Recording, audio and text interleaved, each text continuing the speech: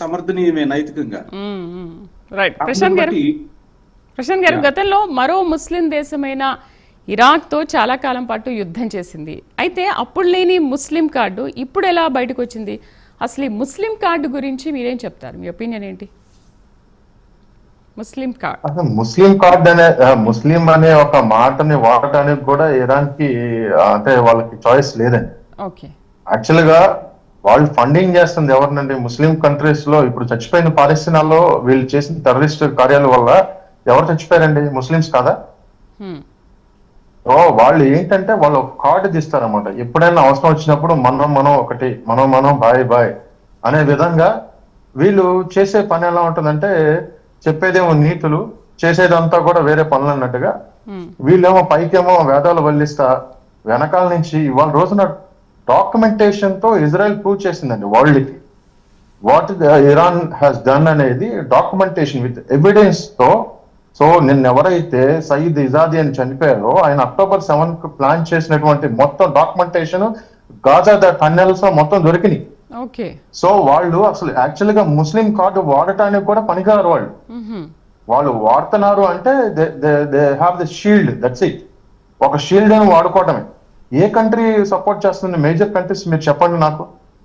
ఏ country కూడా, even Saudi Arabia కానీ, even Turkey support చేస్తున్నట్టు కనిపించినా కూడా వాళ్ళు అవుట్ రైట్ గా వచ్చి ఏం సహాయం చేయట్లేదు వీళ్ళకి. ఓకే.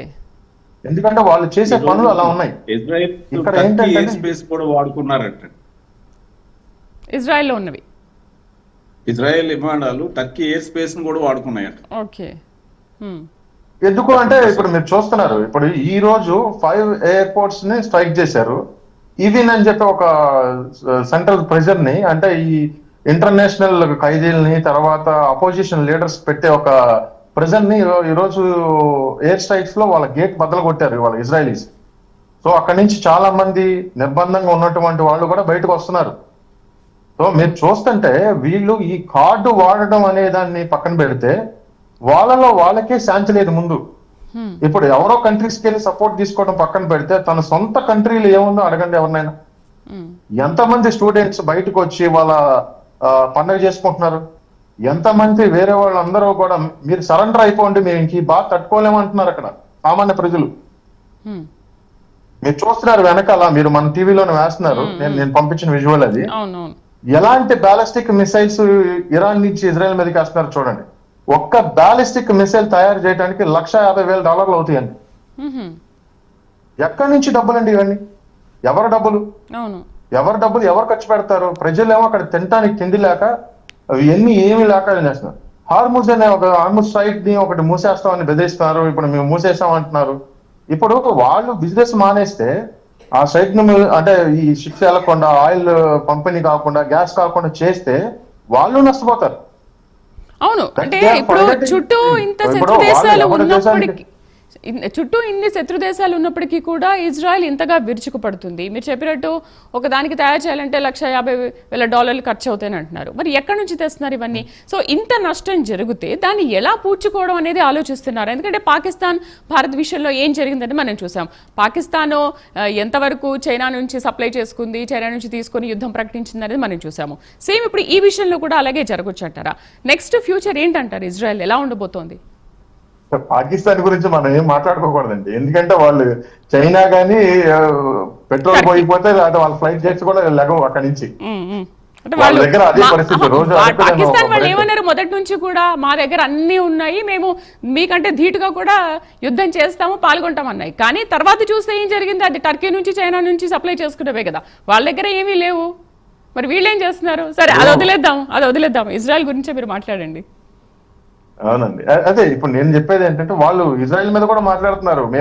మీరు ఇరాన్ కనుక చేస్తే మేము ఇజ్రాయెల్ కూడా ఆటం బాంబు వేస్తాం, లేకపోతే అణుబాంబు వేస్తాం, మీరు ఇష్టం చేస్తాం, ఏదేదో పిచ్చి మాటలన్నీ మాట్లాడారు. అంటే పాకిస్తాన్ కి ఒక క్రెడిబిలిటీ లేదు, అలాంటి అలైన్స్ పెట్టుకున్నటువంటి ఇరాన్ కి లేదు. ఇరాన్ కూడా ఏమందంటే, ఇప్పుడు ఇంకా గొప్ప విషయం ఏంటంటే, ఇరాన్ మళ్ళీ పాకిస్తాన్ హెచ్చరించింది, నువ్వు గనక యుఎస్ కనుక మీ బేస్లు కనుక ఇస్తే మేము మిమ్మల్ని కూడా టార్గెట్ చేస్తామని చెప్పింది ఇరాన్. అలానే వాళ్ళిద్దరేం ఫ్రెండ్షిప్ కంట్రీస్ ఇప్పుడు ఏం లేదు. ఇరాన్ కి ఎవరో కూడా నిజమైన స్నేహితుడు ఎవరు లేడు ఈ రోజున. అందరూ కూడా జస్ట్ వాళ్ళ ఆయిల్, వాళ్ళ డబ్బు, వాళ్ళని వాడుకోవడానికి, వాళ్ళని దోచేయడానికే చూసేవాళ్ళు తప్పితే కనుక నిజంగా ఇరాన్ తో స్నేహం చేసే ఒక్క దేశం కూడా నాకైతే కనపడలేదు. నా పర్సనల్ అభిప్రాయం అండి. డేవిడ్ గారు, ఇరాన్లో మీరు చెప్పిన 47, 63, 72 ఆ ఇయర్స్ లో జరిగిన యుద్ధాలు, గొడవలనే కాదు, గత 3 సంవత్సరాలుగా కూడా ఇరాన్లో జరుగుతున్న గొడవలు మనం చూస్తున్నాం. అంటే తరచుగా అంతర్యుద్ధం జరుగుతూనే ఉంది. ఒక బుర్కా వేసుకోలేదనో, లేదా హిజాబ్ గురించనో, ఇంకా దేని గురించనో ఏదో రకంగా గొడవలు జరుగుతూనే ఉన్నాయి కదా. బట్ వాటితో పోల్చుకుంటే ఇప్పుడు జరుగుతున్న యుద్ధం గురించి ఏమంటారు? అంటే అంతకంటే ఎక్కువగా జరుగుతున్నాయి ఇప్పుడు మిసైల్స్ తో విరుచుకుపడుతున్నాయి అంటే అది ఇంటర్నల్ ఇదండి అప్రైజింగ్. అంటే